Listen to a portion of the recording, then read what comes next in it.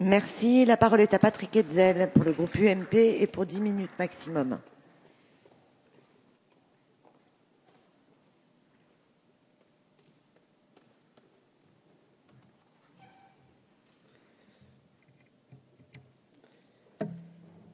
Madame la Présidente, Monsieur le Ministre, Monsieur le rapporteur, mes chers collègues, les négociations marathon engagées autour de la révision d'application de la directive Bolkestein à Bruxelles ont suscité plusieurs initiatives parlementaires au sein de notre Assemblée.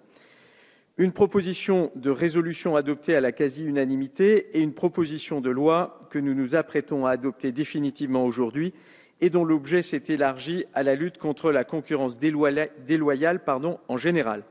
Ce texte, Monsieur le rapporteur, se veut eurocompatible et vise majoritairement à anticiper l'application de l'article 12 de la directive d'application qui porte sur la responsabilité solidaire des donneurs d'ordre et maîtres d'ouvrage.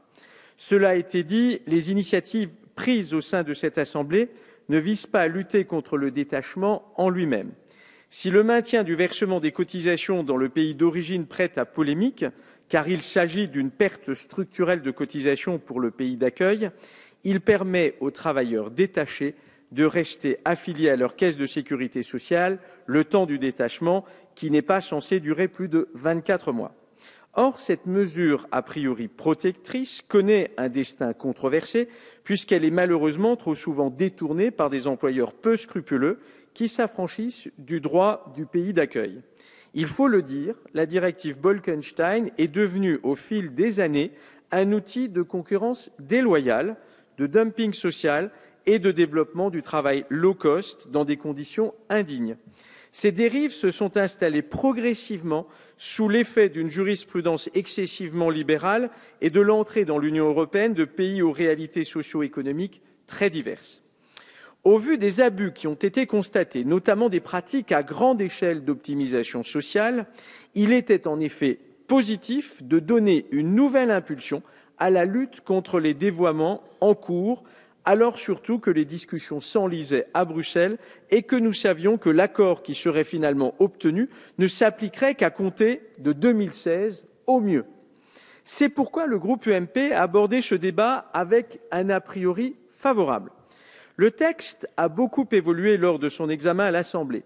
Le fait majeur intervenu dans notre Chambre est l'évolution satisfaisante du principe de responsabilité solidaire vers un principe de vigilance du donneur d'ordre ou du maître d'ouvrage. Il ne s'agit pas, comme l'a dit le rapporteur en CMP, de transformer ce dernier en contrôleur du travail. Il s'agit en revanche de ne pas lui permettre de se cacher derrière ses prestataires pour ignorer les conditions de travail des salariés détachés sur un chantier ou un lieu dont il a par ailleurs la responsabilité.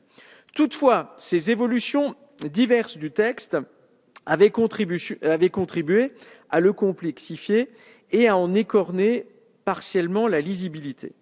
Il faut reconnaître au Sénat son effort de clarification du dispositif. D'une part, l'obligation préalable de détachement est traitée à part.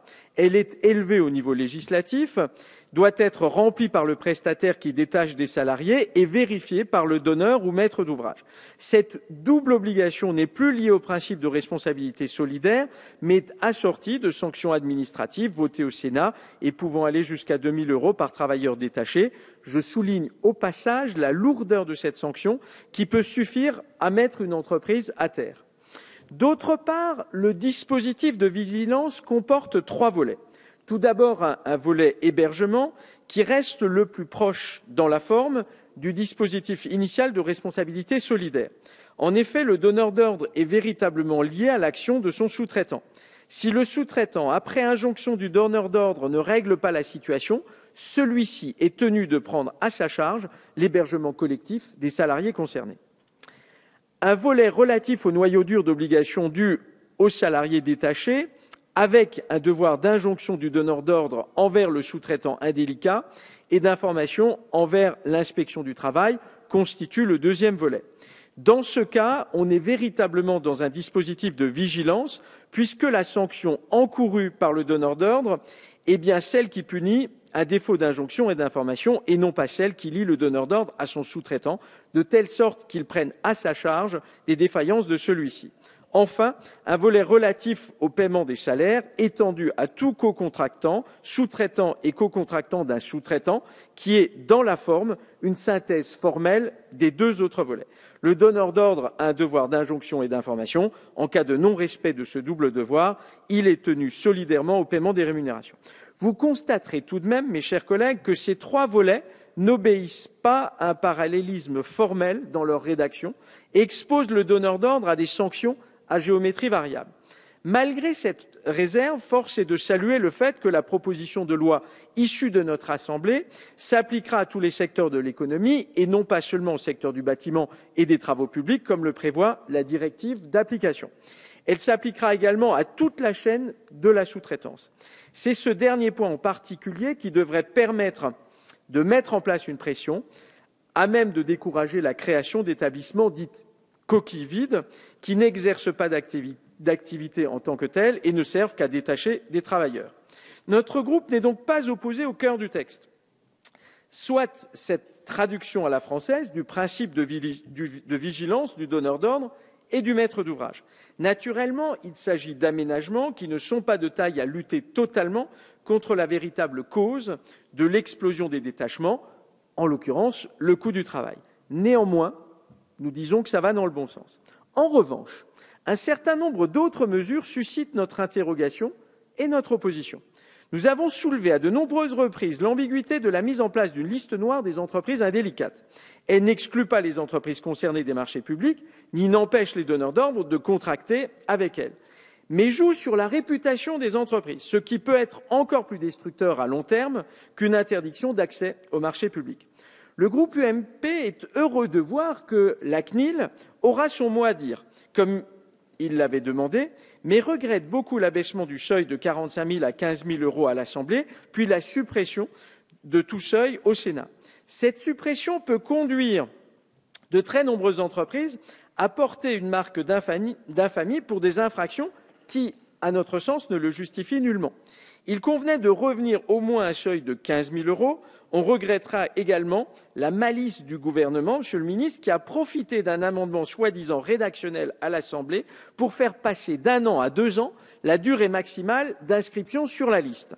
Ensuite, sur la possibilité donnée par les articles 6 bis et 7 aux organisations syndicales de se constituer partie civile ou d'ester en justice en faveur du salarié devant le Conseil des prud'hommes sans l'accord du salarié lésé. Des doutes subsistent quant à la constitutionnalité de ce dispositif. Cela a été dit au cours des débats, nul ne peut plaider par procureur. Par ailleurs, il faudrait au moins que le salarié en soit informé et ne s'y oppose pas. Nos protestations sont restées sans réponse sur ce point, et vous le savez. Concernant les peines complémentaires mises en place pour les entreprises condamnées pour travail dissimulé, le Sénat est allé clairement trop loin en demandant la restitution de toutes les aides publiques perçues pendant la durée du contrat frauduleux. Notre groupe regrette néanmoins le maintien de l'absence d'aide pendant une période de 5 ans au lieu d'une période d'1 an, comme nous l'avions demandé au cours des débats. Si l'on veut comprendre la logique visant à empêcher que l'argent public puisse soutenir des entreprises qui ne respectent pas leurs salariés ni leurs concurrents, la durée maximale de cette peine est par contre particulièrement longue, au risque même d'être dramatique pour les entreprises concernées. Et à ce moment-là, ce sont les salariés et les repreneurs qui en seront les premières victimes. Cette disposition, en fait, revient à une condamnation à mort pour une entreprise qui pourrait par ailleurs être vendue, rachetée par ses salariés ou changer d'actionnaire. Vous êtes en train de compromettre l'activité économique. Enfin, s'agissant des mesures contre le transport routier, notre collègue Dominique Tian a manifesté à plusieurs reprises au cours des débats son inquiétude après avoir consulté les entreprises du secteur du transport. Là aussi, il y a une forme d'absurdité à obliger les conducteurs routiers à dormir à l'hôtel le week-end alors qu'ils dorment dans leur camion en semaine, et ce notamment pour éviter les vols justement de leur camion. Mes chers collègues, ce texte a pour objectif de lutter contre le détachement et non contre l'emploi. Or, il existe une propension certaine sur les bancs de la majorité à profiter de ce genre de véhicule législatif pour multiplier les peines complémentaires et les dispositifs de taille à discréditer durablement certaines entreprises.